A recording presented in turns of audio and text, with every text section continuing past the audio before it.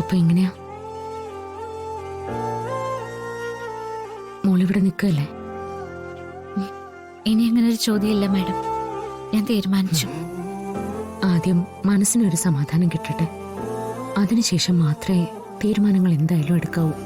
അതെനിക്ക് നിർബന്ധം. ഫിദ മാഡം ധൈര്യമായിട്ട് പോയിക്കോ. എനിക്കിവിടെ സുഖമായിരിക്കും. എല്ലാത്തിനോടും പൊരുത്തപ്പെടാൻ ഞാൻ ശീലിച്ചു തുടങ്ങിയിരിക്കുന്നു.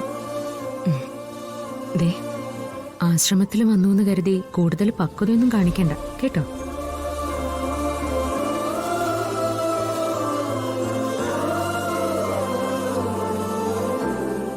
എന്തെങ്കിലും ആവശ്യം തോന്നിയാ അപ്പ വിളിക്കണം.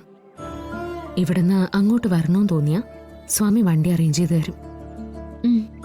ശരി.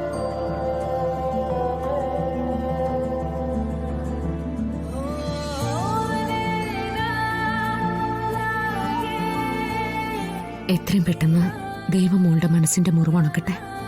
ഞാൻ വിളിച്ചോളാം.